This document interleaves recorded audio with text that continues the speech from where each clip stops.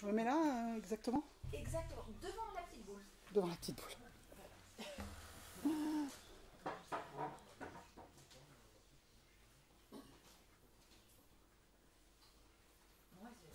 J'ai alors, je pense pas Tu que me- les bornes apostrophes, hein, mais c'est pas ça, on est d'accord.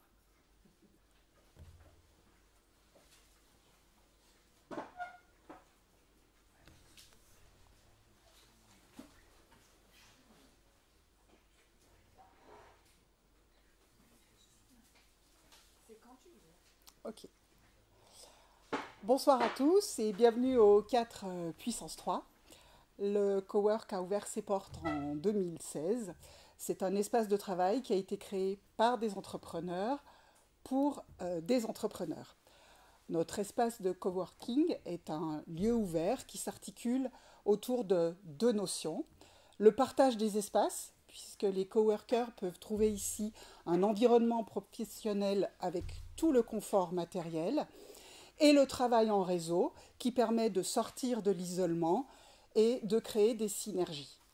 Nous avons actuellement 70 adhérents, entrepreneurs, start-up, TPE, télétravailleurs, indépendants, dans des secteurs d'activité qui sont d'une très grande diversité. La Covid a interrompu le cycle des apéros qui avaient traditionnellement lieu dans notre espace. Et c'est donc ce soir avec un immense plaisir que nous relançons ces événements qui permettent de valoriser les porteurs de projets de notre territoire. Je vais donc tout de suite laisser la parole à Françoise qui va nous présenter son projet.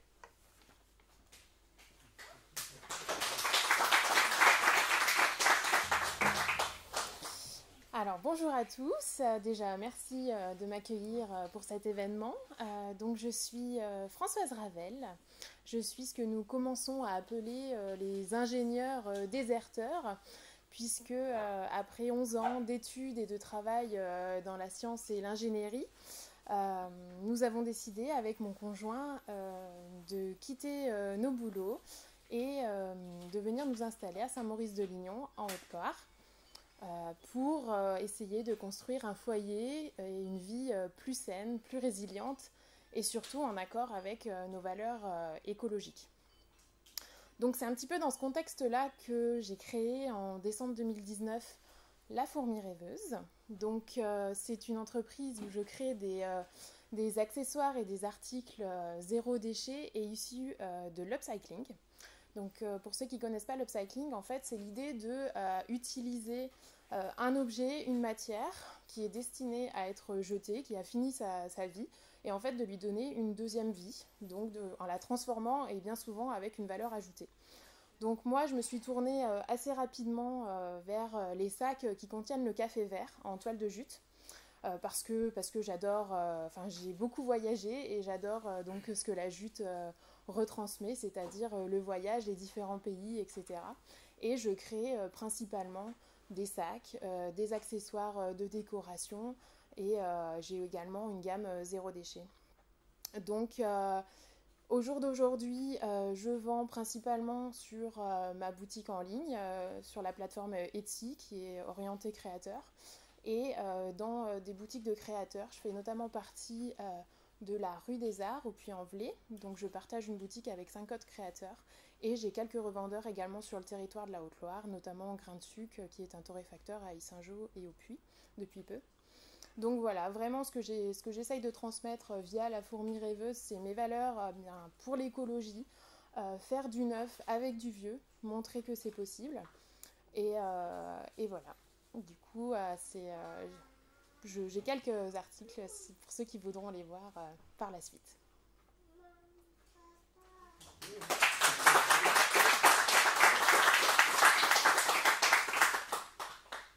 N'hésitez pas à poser quelques questions directement à Françoise avant que nous présentions le projet suivant.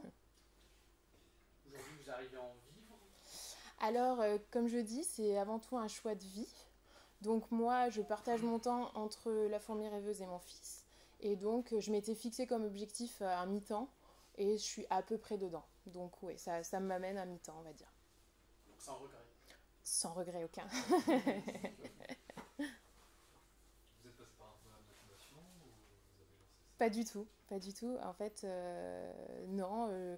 On a démissionné, on est venu s'installer ici. À la base, on avait presque en tête de vouloir faire du maraîchage. On s'est aperçu, on a fait un business plan, etc., que c'était pas forcément viable et pas forcément le choix de vie qu'on voulait faire.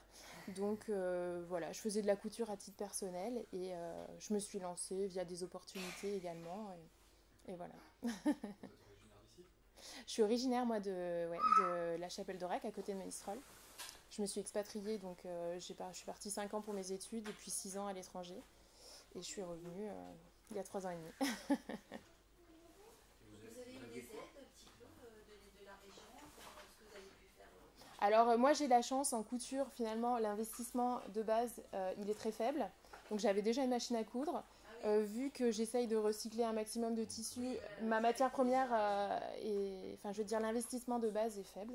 Donc j'ai pas eu droit, non, j'ai pas sollicité des aides et je me suis pas forcément renseignée non plus dessus. Oui, vous n'êtes pas renseigné en fait. Vous êtes dit, voilà. Non, ouais, c'est vrai. Après, par la suite, avec le Covid, j'ai bénéficié des aides sur la numérisation, donc qui m'ont aidé, notamment pour la création du site internet, etc. Mais c'est vrai qu'au moment de l'installation, au moment de la création d'entreprise, non. J'ai juste fait des démarches avec la Chambre des métiers et bénéficié de leur catalogue de formation qui est assez riche du coup. Et à l'origine, vous avez quoi comme formation? Alors moi, je suis ingénieure INSA Lyon en mécanique. Voilà. Après, je regrette pas du tout mes années en tant qu'ingénieure, mais à un moment donné, c'était un peu contradictoire avec mes aspirations personnelles. Et du coup, vous avez mis en place un système d'approvisionnement de vos sacs, donc c'est 50 toiles de jute que vous récupérez. Alors voilà, donc les toiles de jute, je les récupère principalement auprès des torréfacteurs. Je les achète quand même un petit peu sur le Bon Coin, donc du coup, voilà, c'est en général des torréfacteurs qui mettent ça sur le Bon Coin. J'arrive à les toucher pas très cher, du coup, vu que je les achète en gros. Et après, pour tous les autres tissus, alors soit des particuliers qui me les donnent gracieusement, soit je chine. Je fais aussi les chutes dans les magasins d'ameublement. Souvent, il leur reste des bouts qu'ils n'utilisent pas, donc j'arrive à avoir des jolis tissus via ce créneau-là.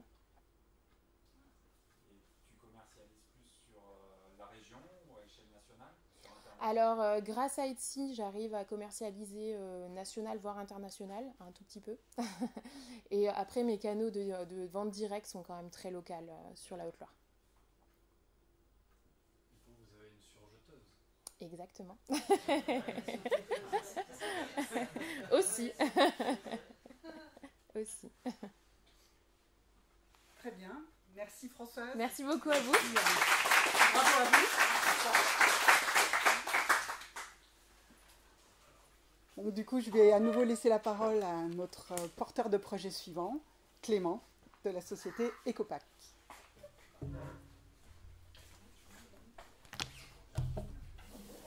Ça fait très universitaire avec le pupitre, là.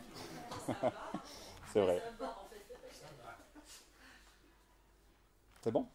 Enchanté. Comme vous pouvez le voir, je m'appelle Clément Filaire et je suis le fondateur de l'entreprise Ecopac Solutions. En fait, je vais commencer ma présentation par vous poser une petite question. Est-ce que ça vous arrive de commander sur Internet? Oui. Ok. Exactement. Donc je pense peut-être que le constat que j'ai pu faire, vous avez pu le partager aussi. En fait, à l'origine, je commandais assez régulièrement sur Internet et j'en avais marre en fait, de voir une pile de cartons, d'emballages jetables s'entasser dans mon salon. Et encore plus marre de me retrouver à Lyon, en bas de ma cour d'immeuble, avec la poubelle qui déborde de cartons, devoir attendre une semaine que le ramassage passe. Et donc, je me suis questionné sur est-ce qu'il existe une alternative à tous ces packaging e-commerce jetables. Et donc, en 2019, j'ai décidé d'agir contre le suremballage en développant donc le colis boomerang, qui est donc une alternative de livraison éco-responsable pour le e-commerce français. Donc le colis boomerang, ça se résume en 3 mots. Le premier point, c'est un colis qui est 100% made in France, et plus particulièrement made in Haute-Loire, à Vergonjon plus précisément. Je fais fabriquer auprès d'entreprises en insertion sociale. Et le deuxième point, c'est que c'est un colis upcyclé. Donc Françoise a pu commencer à parler un petit peu de ce principe. C'est-à-dire que je ne fabrique pas mes colis à partir de matières plastiques neuves ou recyclées. je vais directement revaloriser des bâches publicitaires pour la fabrication de mes colis. Et le troisième point, l'aspect innovant de mes colis, c'est que c'est un colis réutilisable. Le principe, c'est plutôt que de vendre un carton à usage unique à des e-commerçants, je vais leur louer cet emballage pour une utilisation. Donc ils pourront expédier vos commandes directement chez vous avec mon emballage. Et à la réception de vos commandes, vous n'aurez plus qu'à récupérer votre produit et donc replier le colis au format postal et ensuite le glisser dans l'une des 130 000 boîtes aux lettres du groupe La Poste. Le colis revient donc dans nos locaux, à Sog, le village dont je suis originaire, pour qu'on puisse le nettoyer et ensuite le relouer à une nouvelle marque. Donc grâce à ce concept, on va pouvoir réutiliser l'emballage plusieurs dizaines de fois. Ce qu'il faut comprendre en fait, c'est qu'un emballage boomerang en circulation, c'est des dizaines et des dizaines de cartons qui ne se retrouveront pas dans nos poubelles à la fin de l'année. Donc je vous remercie pour votre attention et je laisse place à vos questions.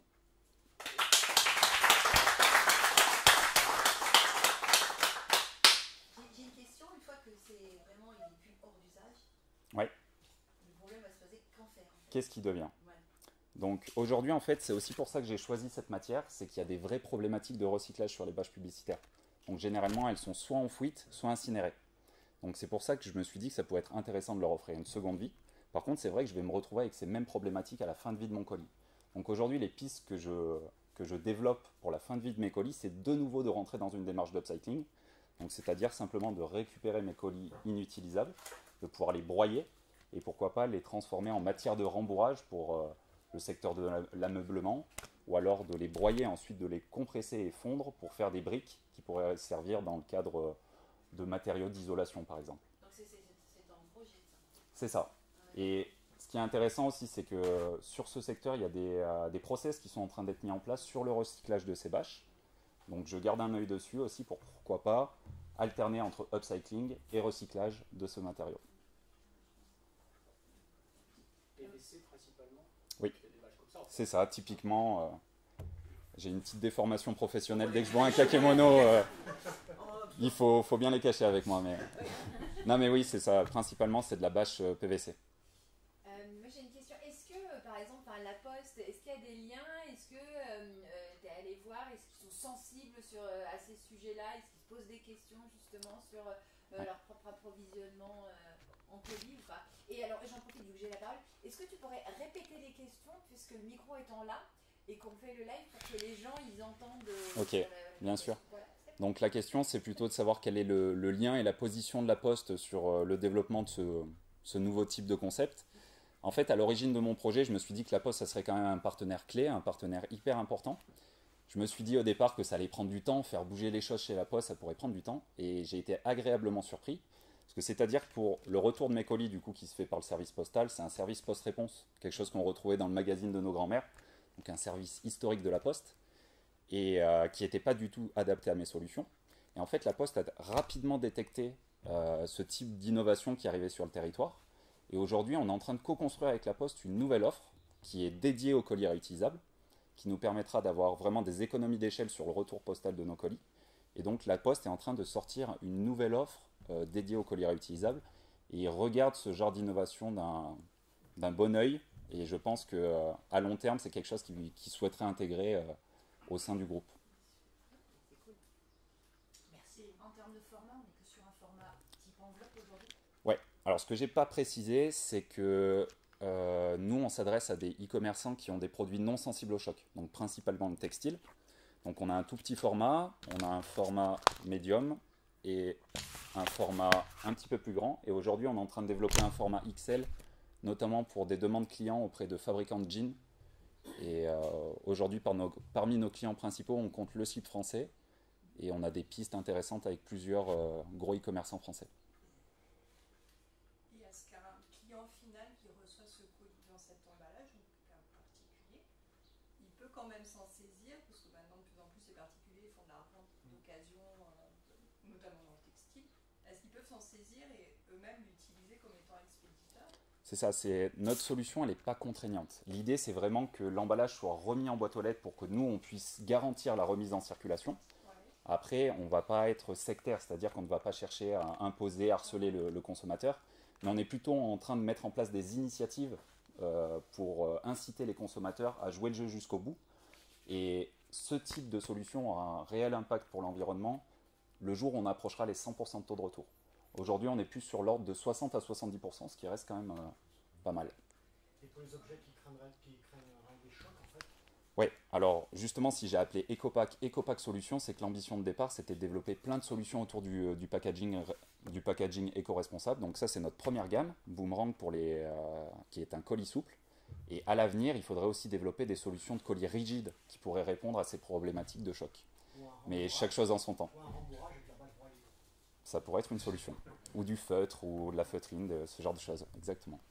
Au niveau de la confidentialité de certains documents, ce qui me gêne, enfin, vous l'ouvrez et c'est peut-être à la portée de tout le monde, ces documents. J'ai pas précisé ça, mais donc vous voyez des boutons pression. Oui. Les boutons pression servent simplement à sécuriser le colis vide pour le remettre dans une boîte aux lettres.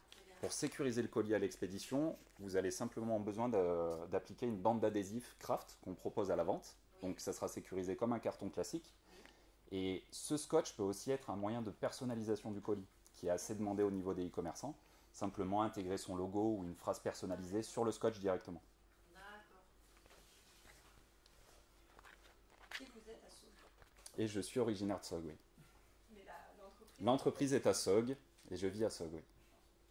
Vous avez essayé avec la laine La laine de Sog, la laine de Tulafond ça pourrait faire une super matière de rembourrage en effet. Peut-être un petit peu onéreuse, mais... Très bien. Merci à tous. Merci beaucoup, Clément. Alors, place à un tout autre domaine avec Raphaël.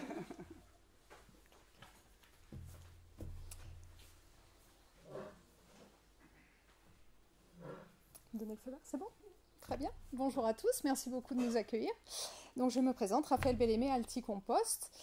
Savez-vous que 33% de votre poubelle est composée de biodéchets? C'est environ 86 kg par an et par habitant. C'est des chiffres, pour moi astronomiques en tout cas, des chiffres qui pourraient être évités avec le compostage.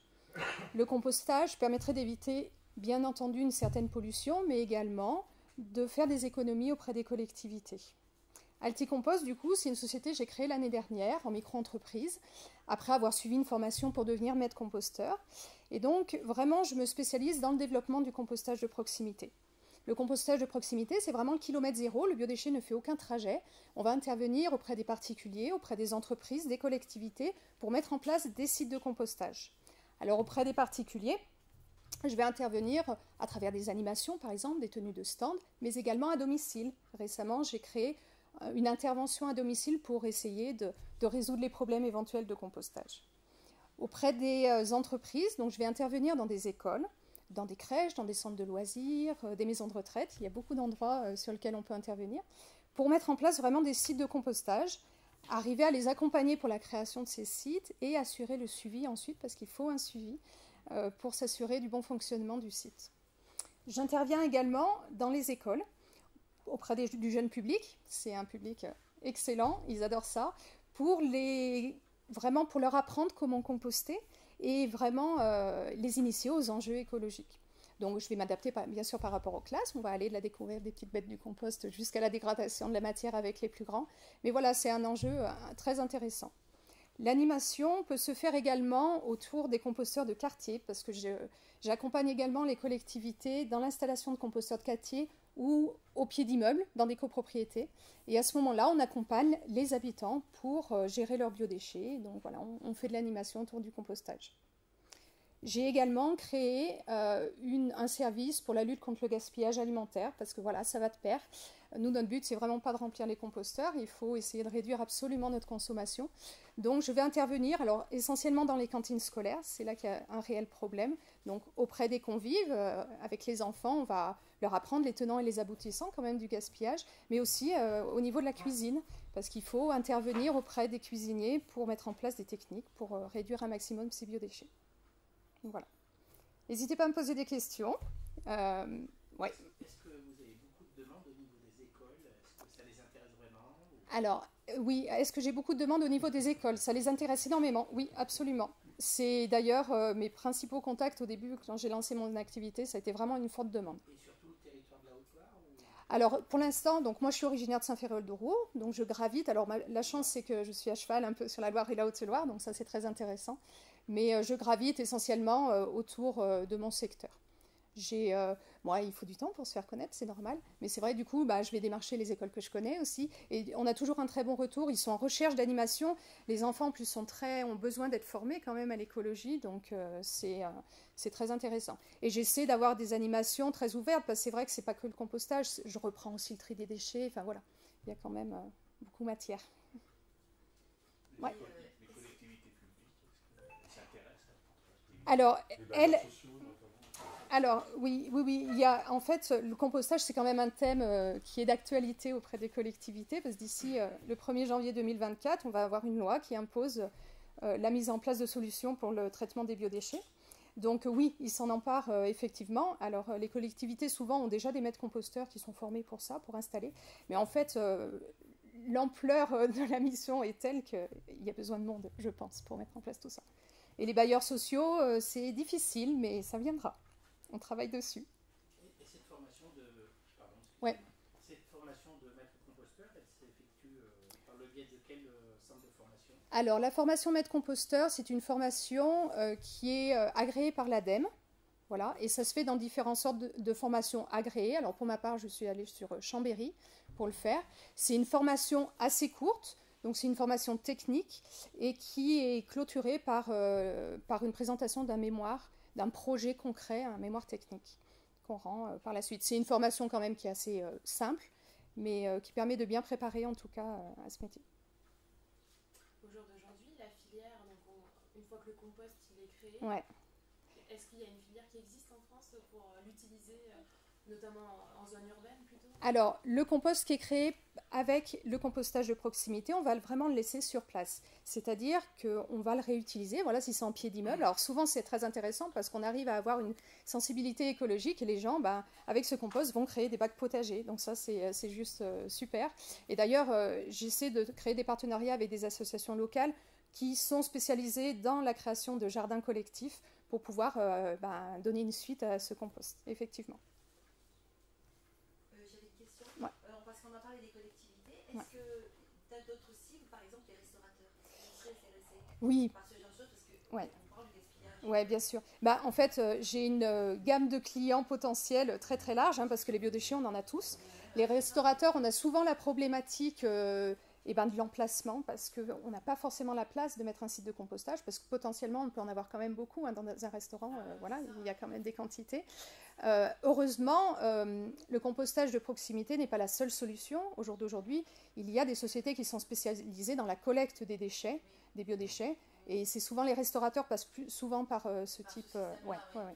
Oui, parce qu'ils n'ont pas forcément un espace vert pour pouvoir installer des composteurs. Peut-être dans les villes, mutualiser peut-être ce système-là. Dans certains quartiers, il y a plusieurs restaurants. Oui, tout à fait. Tu vas à Lyon, même à Saint-Étienne, et mutualiser peut-être ce système-là. Oui, mais les restaurants sont souvent sur de la collecte de biodéchets. Rarement. Tout à fait. Moi, j'ai une petite question. Bien sûr. Comment est-ce qu'on se sur la rémunération, qu'est-ce qu'on vend?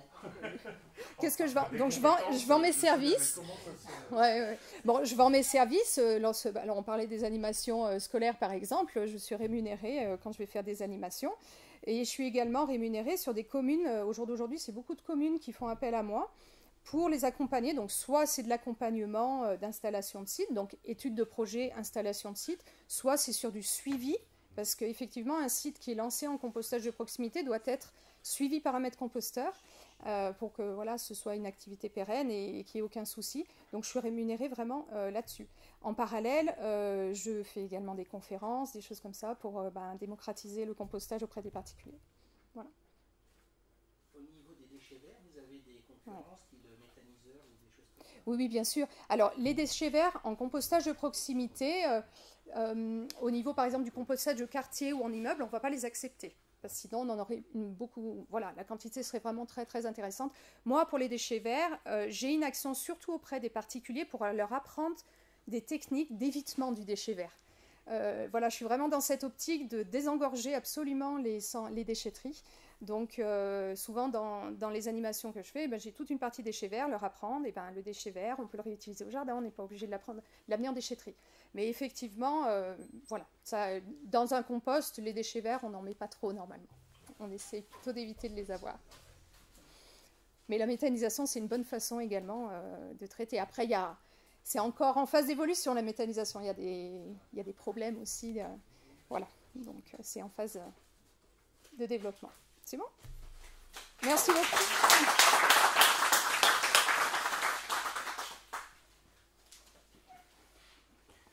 Nous poursuivons cette belle découverte avec Benjamin.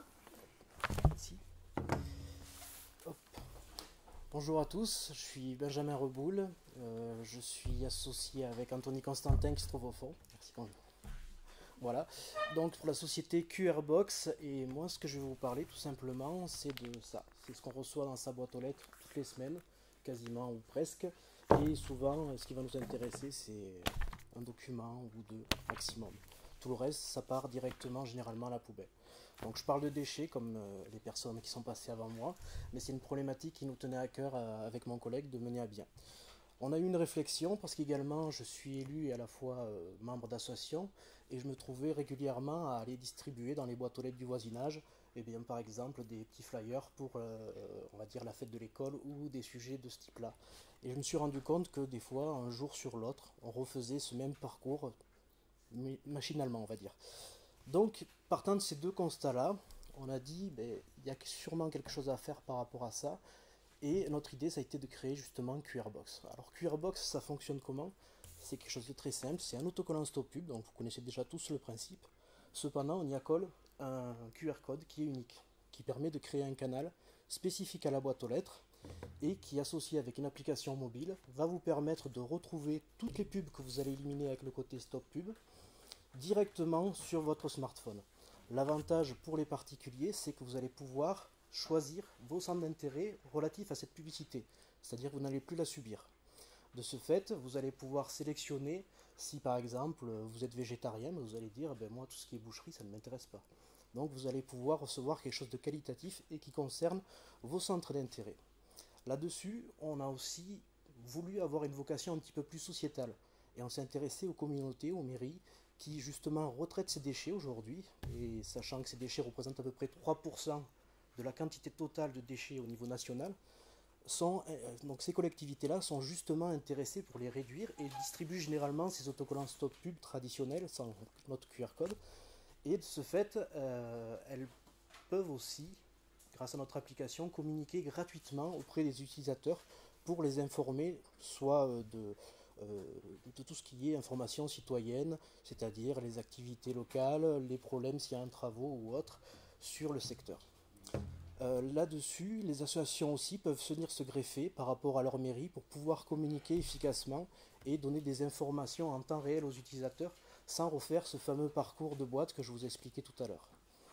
L'avantage de notre application, pour les particuliers qui vont l'utiliser, c'est bien sûr la réduction des déchets, c'est le fait d'avoir une information qualitative.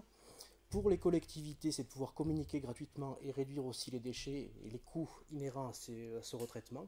Et pour les professionnels, enfin, qui vont être le côté commercial de l'activité, ceux-ci vont pouvoir communiquer de façon beaucoup moins chère que des publicités traditionnelles qui font distribuer par la poste ou d'autres acteurs de la distribution, de communiquer de façon instantanée, c'est-à-dire qu'on pourra dire voilà, j'ai un événement qui va se produire dans quelques minutes, par exemple, je fais un rappel parce que j'ai pas beaucoup de personnes dans mon auditoire et du coup ça peut être l'occasion de toucher des personnes qui sont à proximité de mon secteur.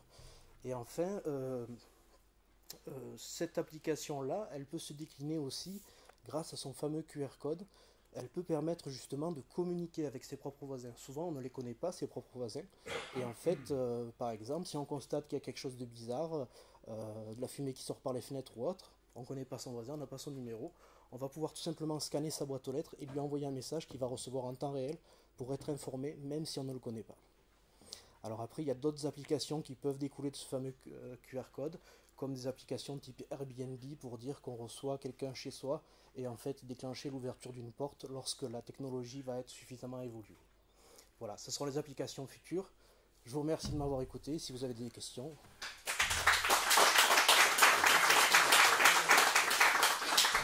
J'ai une question. Est-ce qu'on peut choisir du coup l'endroit où on veut recevoir la pub ? Par exemple, moi je suis un grand l'enfant de Saint-Jean, mais habitant Rosières, je reçois la pub du prix. Est-ce que je peux avoir Intermarché Saint-Jean? Alors il y a deux solutions via l'application, c'est soit on a une boîte aux lettres qui sera implantée à Saint-Jean, donc c'est-à-dire une adresse secondaire, et l'application permettra de gérer les deux adresses, soit on va dire qu'on met ce commerce en favori pour recevoir de façon prioritaire les informations relatives à ce commerce. Alors, qui distribue la pub ensuite Plus personne. Personne ne distribue, c'est justement vous recevez les publicités de façon dématérialisée sur votre téléphone portable. L'autocollant Stop Pub lui stoppe totalement le flux. Donc ça implique que les professionnels à terme réduisent ou éliminent totalement leur production de prospectus pour s'orienter vers des applications de publicité dématérialisée comme la nôtre. Ça veut dire qu'on peut avoir accès à un flyer et cliquer sur un objet qui nous plaît et aller le voir directement sur leur site Par exemple, ça peut être ce qu'on appelle du Drive to Store ou du Drive to Web. Drive to Store pour amener les personnes qui sont intéressées par la publicité vers le commerce ou vers le web, ça renvoie vers leur site internet s'ils en ont un. L'avantage de l'application, c'est que pour les professionnels qui n'auraient pas de site internet, ils peuvent se servir de l'application comme vitrine pour faire leur communication sans pour autant développer des techniques pour être sur Facebook, Google et avoir un site internet à gérer. Donc vous travaillez avec des communes, comment ça se passe au niveau du déploiement? Alors en fait, les collectivités, nous ce qui nous intéresse principalement, c'est pas les communes. Les communes sont souvent distributrices, c'est plutôt les communautés d'agglos qui gèrent justement la problématique déchets. Et donc aujourd'hui, souvent ces communautés d'agglos distribuent déjà des autocollants Stop Pub traditionnels, donc ils gèrent cette impression-là. Nous ce qu'on fait, c'est qu'on rajoute un design qui leur correspond avec leur nom et on va dire pour qu'il soit, on va dire, personnalisé, et on distribue cet autocollant et eux le rendent dans leur circuit traditionnel. Donc il n'y a pas de procédure particulière à faire et eux c'est uniquement cet investissement-là, c'est-à-dire l'impression des QR codes et leur distribution, et nous derrière on leur ouvre les canaux pour pouvoir communiquer gratuitement. Le modèle économique, c'est les professionnels qui vont payer. Voilà, c'est-à-dire c'est le diffuseur professionnel, c'est-à-dire on base tout sur l'activité commerciale. Mais néanmoins on est sur des tarifs très insignifiants par rapport à ce que peut pratiquer Google ou Facebook. On va être de l'ordre de 1 centime d'euro pour un affichage de publicité pour un client. Donc par exemple, on a une vocation aussi à toucher le commerce local, c'est-à-dire que le marchand de chaussures qui sera placé au centre de Monistrol par exemple, s'il souhaite communiquer dans son secteur, dans sa zone de chalandise, il va pouvoir le faire pour 1 euro par jour, il va toucher 100 personnes dans sa communication. Donc on est sur des tarifs très très raisonnables par rapport à ce qui se pratique. Et en fait l'intérêt pour nous, c'est que plus le canal particulier va augmenter, donc c'est-à-dire les gens qui hésitent aujourd'hui qui reçoivent quand même la promotion, parce que ça peut être intéressant d'avoir une bonne remise sur tel produit dans tel magasin, là ils vont s'équiper de cet autocollant, passer sur le type notre application par exemple, et du coup on n'aura plus que ces canaux-là qui permettront d'orienter et de garder le côté prospectif de la publicité. c'est une régie publicitaire en fait. Oui. Hein, Oui. Voilà. Mais on réduit. Avec, Sans papier. Tout à fait. Tout à fait. La clé d'accès, mais on est une régie publicitaire, effectivement, mais on contraint. Le but, c'est de faire en sorte que les professionnels ne passent plus par le canal papier qui est polluant. Mais oui, tout à fait. Tout à fait. Durable. Voilà. Et après, on apporte surtout le côté, sélectif, c'est-à-dire que si quelqu'un ne veut pas recevoir aucune publicité via l'application, il va décocher, on va dire, tous les sélecteurs et dire je reçois rien du tout. Si par exemple il dit moi je suis intéressé juste par l'association d'à côté ou je suis fan du club de foot, on n'est pas très loin de Saint-Etienne, je suis fan de Saint-Etienne, ils pourront communiquer sur l'application et vous recevrez uniquement les résultats sportifs, si c'est ça qui vous intéresse. Voilà. Les gens reçoivent des notifications ou Alors les... l'application Curebox, tu vas comme tu peux Alors, dans ta boîte aux lettres, ça te passe Alors ça c'est l'utilisateur qui va le configurer parce que justement le but c'est que la publicité ne soit pas plus invasive qu'elle l'est aujourd'hui. Donc si les personnes veulent recevoir des notifications, elles le configureront pour recevoir. Elles pourront les recevoir sur des thématiques précises, c'est-à-dire j'ai un commerce qui m'intéresse et je sais qu'ils font régulièrement des promotions. Ça m'intéresse de recevoir une notification, d'être informé en temps réel. Ou alors on reçoit ça de façon passive et lorsqu'on consulte, comme on consulterait un autre réseau social ou autre, on va dire qu'il y a une opportunité là-dessus. Le but c'est que l'utilisateur soit maître de sa publicité et maître de sa boîte aux lettres virtuelle. Pardon. Merci beaucoup Benjamin.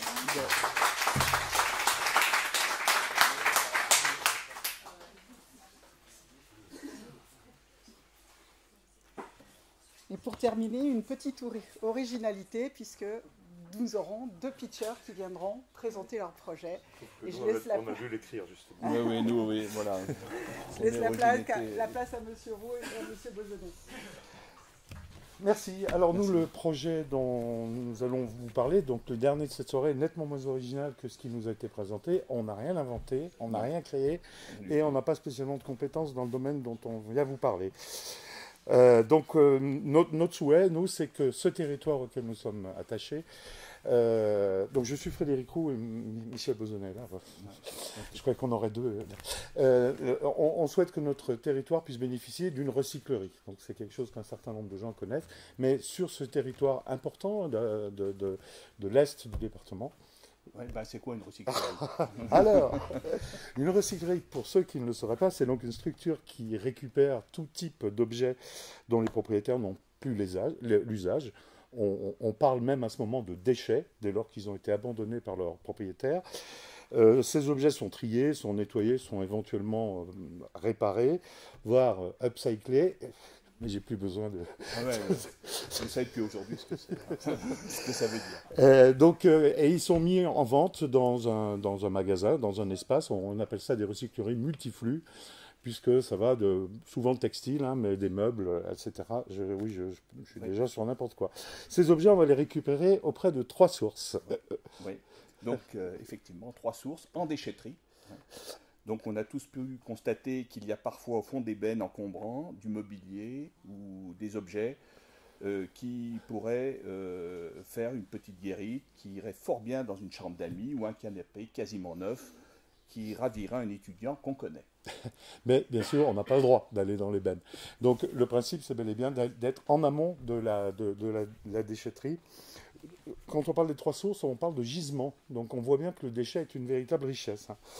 Donc les déchetteries, elles ont maintenant réglementairement l'obligation d'avoir un espace de réemploi. Et c'est aux gardiens, et il va falloir peut-être aussi les former un petit peu comme gardiens valorisateurs ou valoristes, c'est aux gardiens d'orienter les usagers vers cet espace. Il ne me reste que 3 pages. En gros, sur notre secteur purement symptôme, alors le symptôme, on pourrait peut-être nous dire, parce que c'est aussi un secteur sur lequel on interviendra, mais le symptôme, donc c'est Monistrol et Saint-Jean, en gros, c'est 15 000 tonnes, les déchets qui rentrent en déchetterie, c'est 15 000 tonnes par an. Donc c'est quand même assez astronomique.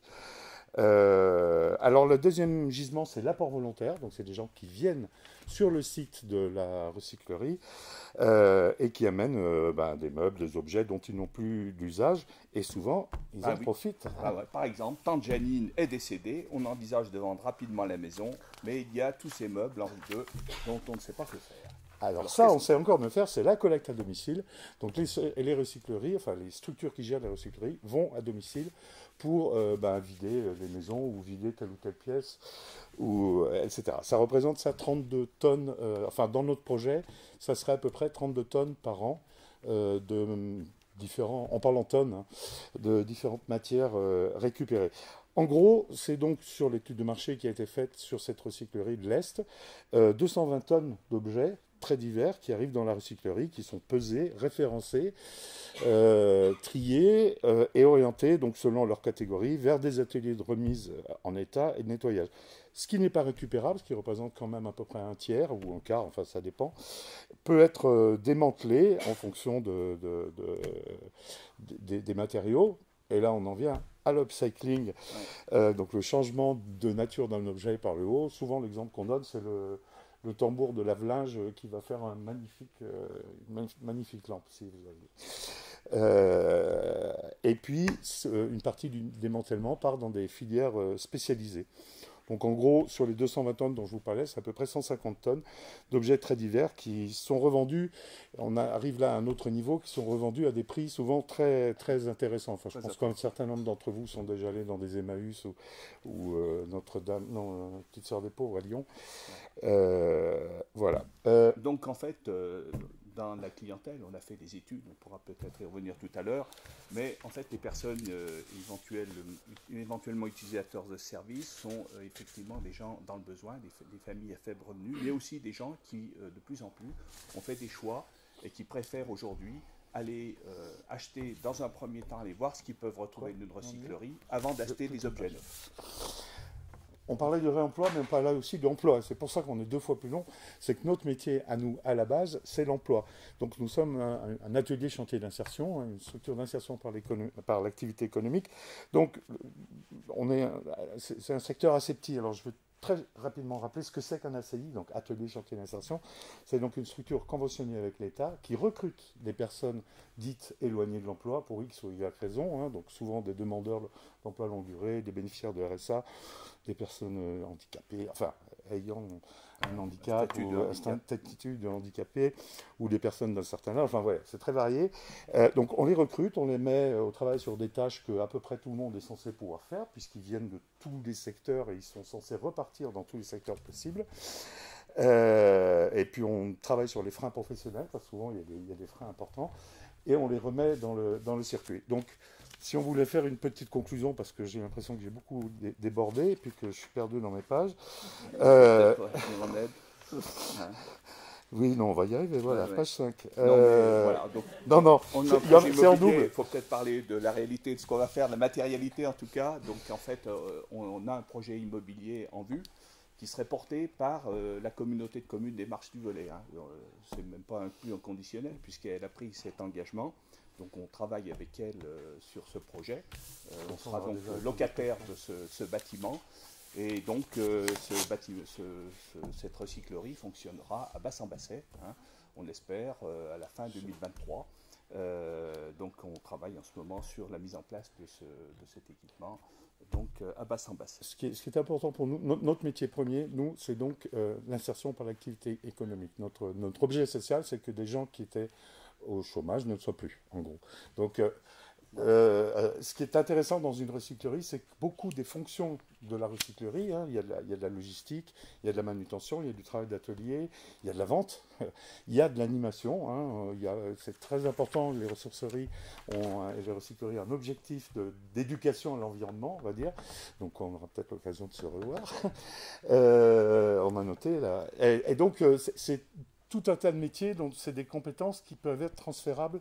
Donc c'est très intéressant pour nous en termes d'insertion. Et puis en termes d'environnement, alors bon, 150 tonnes par rapport aux 15 000 tonnes, et plus 7 ou 8 000 du Sictom Vélépila.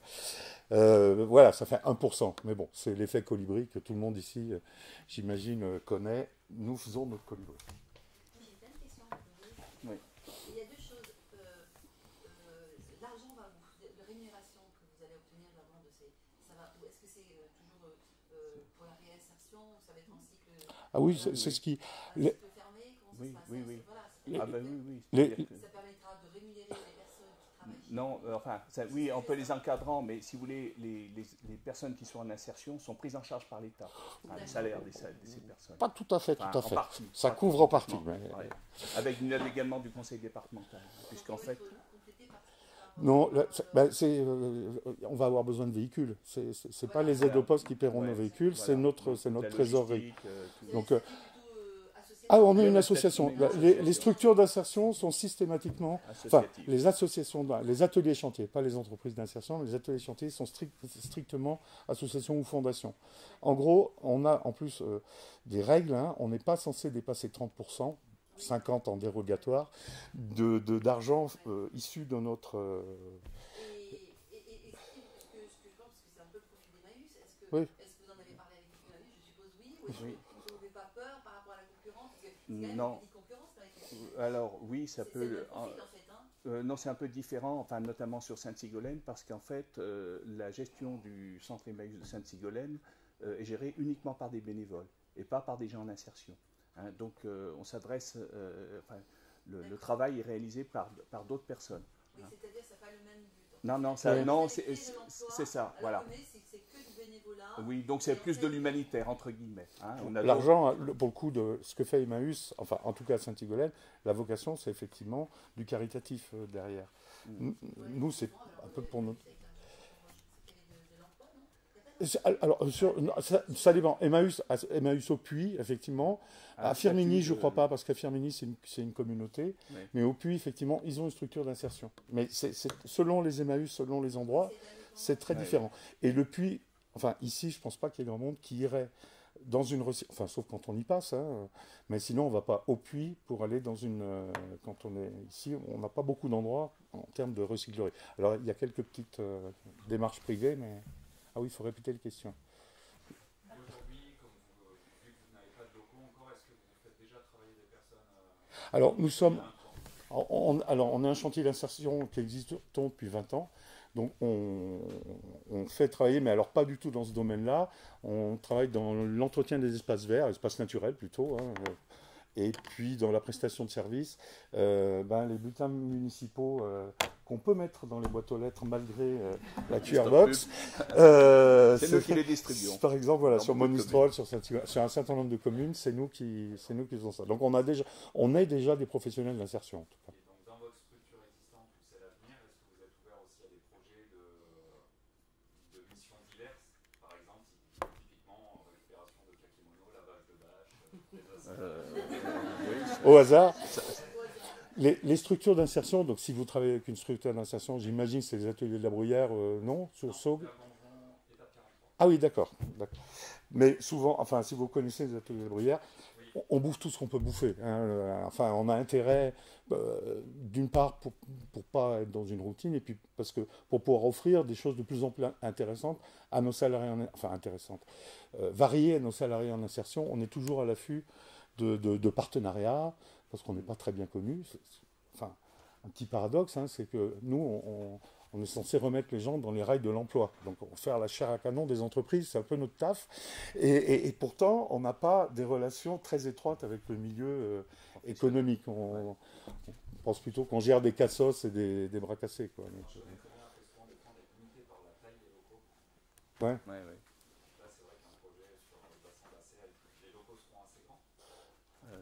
Il paraît que les recycleries, c'est jamais assez grand, mais on a 1400 mètres, on va avoir 1400 mètres carrés de locaux.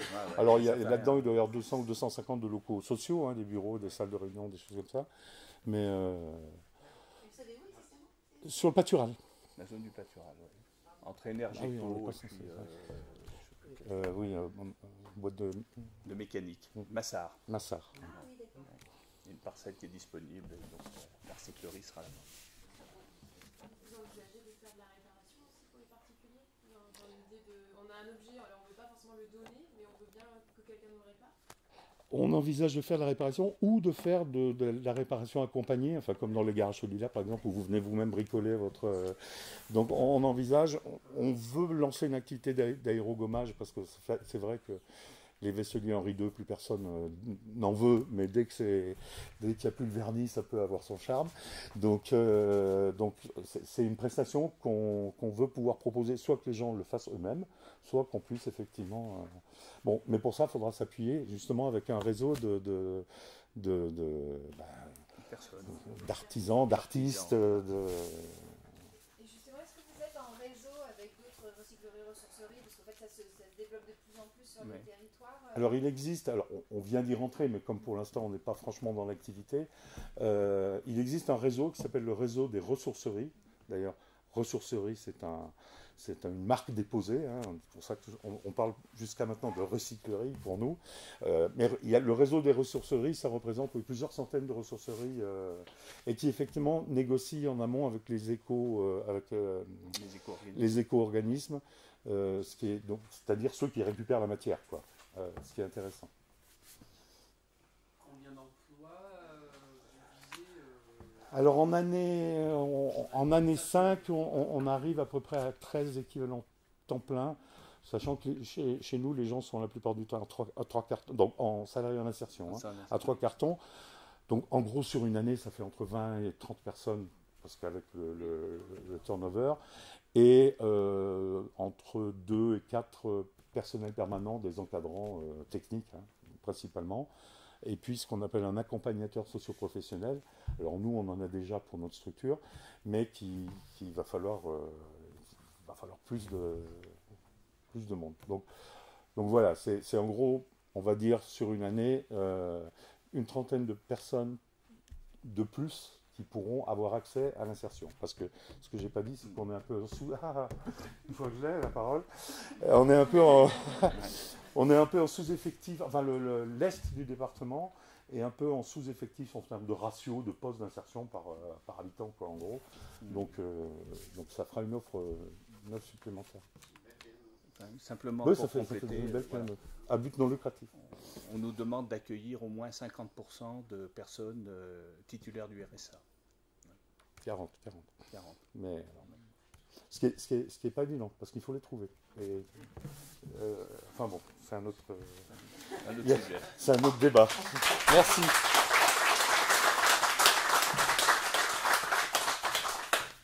J'ai amené des petites plaquettes pour avoir nos coordonnées, puisque notre boutique n'existe pas encore.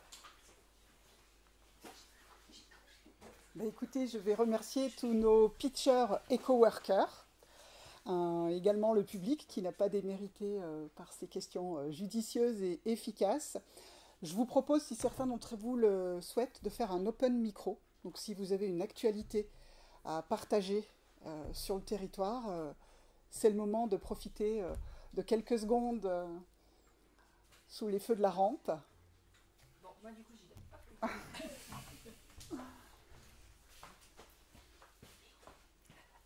Donc bonjour à tous, je m'appelle Pauline Rivière, je suis journaliste et rédactrice en chef pour Le Connecteur, qui est un média en ligne sur l'innovation et l'entrepreneuriat. Alors nous, on est basé à Clermont, on est une équipe de 4, donc on n'est pas à la montagne, quoi. On n'a pas des antennes de partout pour aller récolter l'information. Mais en revanche, on couvre tous les apéros qui sont sur les 4 départements. Donc si jamais vous avez des infos sur des porteurs de projets, sur des innovations, sur des entrepreneurs, nous, il ne faut pas hésiter en fait à nous contacter. Généralement, après, on passe un coup de fil, on fait un article, au moins une brève, parce que le but, c'est de montrer les dynamiques qui se passent en Auvergne et tous les projets qui s'y développent. Donc bien sûr, je suis venue sans carte, mais on a une adresse mail hyper simple, c'est pauline@leconnecteur.org. Donc si vous avez des petites pépites en poche, et si vous connaissez des porteurs de projets, n'hésitez pas à nous les partager. Voilà. Et puis c'était super parce que à chaque fois qu'on se promène sur les apéros dans les territoires, on voit qu'il y a une vraie orientation autour de l'économie d'impact et qu'il y a plein de projets qui répondent aux enjeux sociétaux environnementaux. Donc c'est plutôt hyper encourageant pour l'avenir. Voilà, merci beaucoup.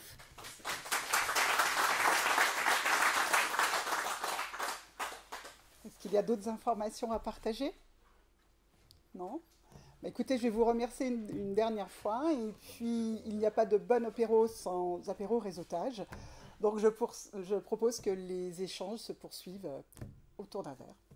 Merci à tous.